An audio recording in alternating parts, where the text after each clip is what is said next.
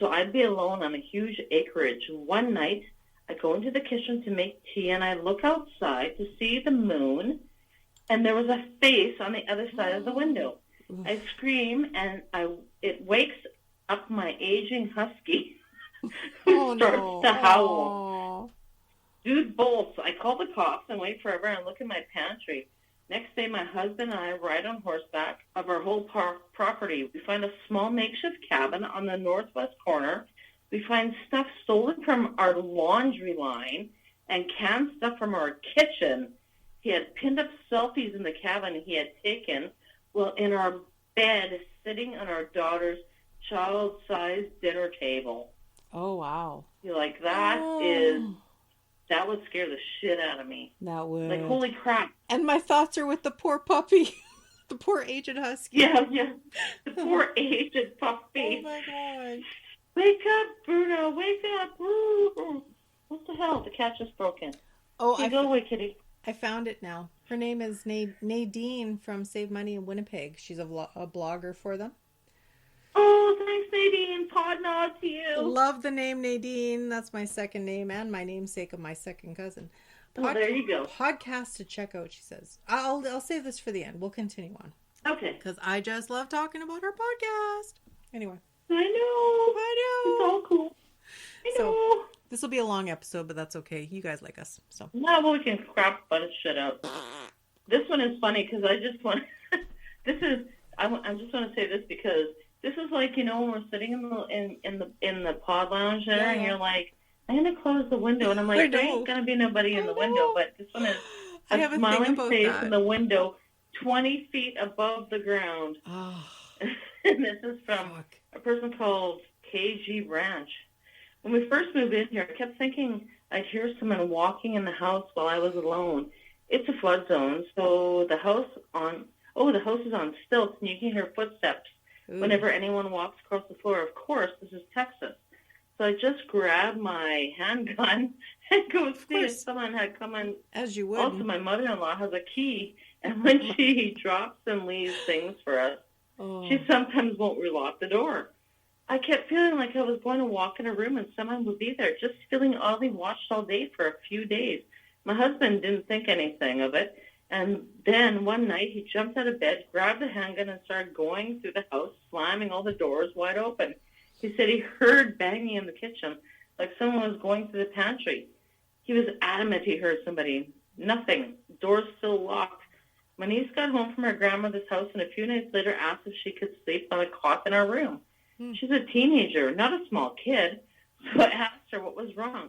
She didn't want to tell us because we wouldn't believe her, just that she didn't want to be alone. She said she heard banging in the kitchen. When she heard that or felt like someone was in the house, she would see a man in the window of her room. So she basically noped out and came to us. We let her stay, and the next day we were all feeling a little uneasy. My husband, a notorious non-believer of the paranormal, came in looking shaken and said he had closed her door after bringing her laundry into the room, and a man had been smiling at him in the window. The windows in the house are almost 20 feet in the air because of the stilts the house sits on. Shit, no. I'll nope out of that, too. I don't blame her. No kidding. Holy crap. Like, there's just no reason to defy that. Like, I'm sorry. I've seen a lot of honestly, which will be in my book, Creepy Me. The reason why I close the curtains in the window in the pod lounge when we talk about creepy shit, and then you see that black reflection and stuff. I've seen stuff in windows before, so it just kind of, let's be on the air on the caution. Yeah. Nothing creepy around here, I'm sure, but just the same. Anyway. No, but you know what? It doesn't hurt to just close the window. That's right. If it helps, good. That's right. If it helps me sleep at night, whatever. Yeah, it's just a window curtain. It's all fine. It's a thing. Got any more? Or? Oh yeah, I got a bunch of them. I got like a bunch of stories. Okay. Tell a few more, and then I'll go into my bit as I'm sucking child, back my wine. Right now. Hi, child. Hi, child. Good time. Well, I'm having a good time. I don't know about you, but. Oh, I'm having a good time. There you go. The peeping creep from nowhere came looking for something. Ooh. I don't know what this is. This could just be a regular story. Yeah. This is when I lived way out in the middle of nowhere, Australia. Nothing but desert outside. Nearest neighbors are about 10 kilometers away. Our place was at the end of a long dirt road with only our house and no others. So no one came down there unless they were specifically coming to visit us. I was taking a bath one night, look up and see a man's face staring at me through the window. Freaked the fuck out. Got out of the bath, to say the robe least. on, etc., and told, so who? I said, probably imagine it. It especially since the window was so high up, no one could reach it from the outside. See, like, look at that. Another one, house on stumps. I made him go look out there, and yeah, someone had gone to our shed, which was a good 500 meters away from the house, got some wood pallets, stacked them up, and peeped through my window. For a random peeper and an easier accessible location like the suburb, it would probably have weirded me out a little bit. But when we got over it, the amount of work this guy had gone into makes me remember it to this day and wonder how the hell he got out there with no car. Nope. Like, frig. Nope, with a capital in the P. bush and some. That's just weird shit, right? That is just weird shit right there. Not going to deny it. Weird shit. Oh, with a wait, capital hang S. on. What is this one? An Irish stalker followed this child for miles. That's creepy, too. When I was young, my grandmother lived in a very rural part of Ireland, and my brother and I were sent to visit her for a couple of weeks every summer. Frequently, my grandmother would send us out to do little jobs for her, bring bread or jam to the neighbors, or collect turf for the fire. One summer's day, she gave me a loaf of bread and sent me to a house about 3 or 4 miles away. The laneway to the house was narrow and lined by thick hedges. And as I was walking, I became aware of a man within the hedges who was watching me and walking the laneway with me. I was extremely frightened and ran the rest of the way. I think the woman of the house knew that something had frightened me when I arrived. She made me tea and sandwiches with my grandmother's bread and let me stay and play with her dogs until the eldest son got back so he could drive me to my grandma's house. Thanks, Mrs. Saunton. Wherever you are, Miss Saunton, if you're still alive, you're awesome. I still don't know who it was that was watching me or following me or how long they had been doing that before I noticed. See, that's creepy. Like, is that a real person or is that just some weird shit? I wonder. You know what I mean? Well, your imagination gets the best or the worst of you, I think, in certain circumstances like that, Yeah. I mean, not to sound whatever, but I have... No, I know. You never know, right? I mean, not to sound all like it's all about me, but I've been followed before. So, I mean, if you've ever had that happen to you, you get that... yeah. You don't... I'm not saying you get, like, paranoid. Sure, if you get paranoid, but if you've been followed before, you just know. Oh, I know. Totally. I remember working when I worked at Drake Pharmacy in Windsor Park there. We had a girl come in one time. She was like when you see people that are afraid. She was probably about 17 at the time, but she came in and she was like so afraid. You could tell, like, she was like, when they're flushed and panicked and speaking. She was like, holy crap. I was downtown. I got on the bus. This dude was following me. And I'm like, okay, honey, we'll stay here for a bit. And she's like, she couldn't calm down. And she lived, not a word of a lie, I bet you less than 20 yards from the door of our business. Right. So I got my jacket on, took my purse. I'm like, okay, let's go. I'll take you home, eh? Yeah. Because she didn't want to leave. Like, she was so freaked out. She didn't want to leave, eh? Okay. Like, she was extremely paranoid. Like, not paranoid, but like totally afraid. Like, and I don't blame her. It's kind of creepy sometimes. I'm sorry, I just saw this little thing. I just got to read this quick. Yeah, fine. It said they found a little girl's possessions literally in the middle of nowhere. It said when I was about 13 and exploring the woods, I found a pillowcase with a jeweler box, a bunch of cheap kids' jewelry, a couple of keychains, a school ID for a girl in 4th grade, and a couple of little girl things. I didn't think much of it at the time, but a couple of days later I went back to get it, and it was gone. I still wish I could remember the girl's name or even the school she went to, because I have a feeling something horrible happened. I grew up in the foothills of the Sierra Nevadas, 10 miles outside of a town that doesn't even have a stoplight. So you guys have a picture of how rural it was. The scariest sound I ever heard is a mountain lion scream. You can never get used to that sound. Well, I don't know. That's just like these people find weird shit in the middle of nowhere and it's gone the next day. Like, that's just weird, too. Yeah, that's just... I don't know. I don't like that. I don't like this alone shit. I don't like this. Yeah. I don't like this all alone shit. If you don't like that all alone shit, wait till you hear what I gotta tell you. Anyway. Okay, I'm ready. All right. Shoot it out. So I got this, actually, it's called from Cis Post, which is like psychologypost.org, right? So Yeah. it's on mental health, and it says in social isolation, the brain begins to act in strange ways to preserve its sanity. Mm-hmm. So it says here that humans are mm-hmm.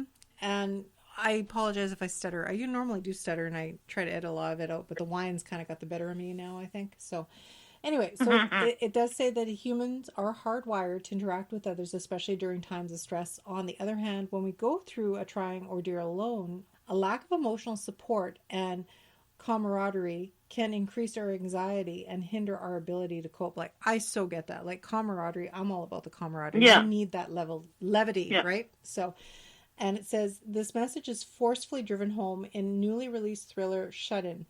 Apparently, it says it's quoting about this psychologist played by Naomi Watts, and she lives in isolation in rural New England with her son, who's comatose and bedridden, like probably like the worst case scenario, right? So her imagination gets the better of her because she's starting to see things around her, because she thinks her house is haunted. Is it not haunted?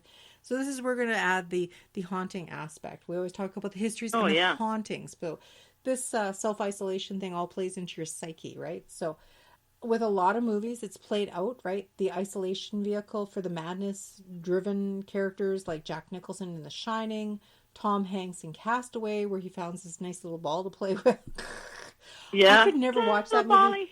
I could never watch that movie, not for that aspect, but it's too long. Like Wilson, right? I think it's like 3 hours and something. Yeah. Anyway. Like it plays on your mind and your psyche, and it is actually based on the science of social isolation. So now the importance of human connection is, yes, humans suck. Humans are shitty people, and they can be irritating. Mm-hmm. That's just my take on it, not the article. Yeah. But also, they can be the greatest source of comfort. Like me and Cher, we have a group of 2 other girls from the For Real podcast. Shout out to Jen and Teresa. They keep us in the loop. We all like, yay! Wait, let me do this thing here. So we have this conversation, like it's a group chat. We go on every day about good shit, bad shit, and everything in between.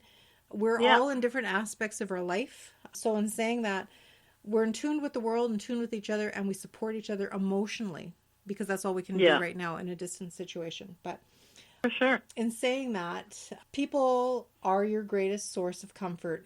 And it says an impressive amount. Greatest source of fucking alcohol. Everything else too. No, of course, like psychological research underscores the importance of human contact. So even though we're virtually staying together, you still need to have that human element, right? So funny. It is funny, yeah. So rejection by others psychologically wounds us more deeply than most anything. And research by neuroscientists reveal that ostracism can lead to feeling of actual physical pain. So other studies confirm that loneliness isn't good for anyone's health. It increases the levels of the stress hormones in the body, which is the cortisol, which is your belly fat too, right? Like I got a lot of that. Yeah. And yay for cortisol. Yay to middle-aged spread. Yay. It's not love handles, it's middle-aged spread.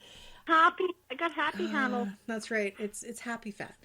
And then it also leads to poor sleep, compromised immune system, and then in the elderly, unfortunately, cognitive decline. So the damage that solitary confinement inflicts on mental health of prison inmates also is well documented. So alone in an unchanging environment, the sensory information available to us and the ways in which we process it can change in unpredictable ways. So for example, like if we normally spend most of our time attending to and processing external stimuli from physical world around us, however, monotonous stimulation from our surroundings may cause us to turn our attention inward within ourselves, which most of us have much less experience handling. So you got to deal with yourself first. You got to like yourself first. Oh, for sure. And if you're one of those people that's depressive, you'll be depressive. You're one of those people that's an asshole, you'll be an asshole. Like, I think it all depends what you're prone to, right? So, I mean, and that goes with your social interactions of prior experience. That goes with, like, how you're treated as a child, blah, blah, blah. And it says this can lead to a profoundly alternate state of consciousness. We may begin to question what's going on in our surroundings. Is that creaking sound upstairs just an old house pushing back against the wind, or is it something more sinister? The ambivalence, I know, The ambivalence of leaves, leaves us frozen in place, wallowing at an unease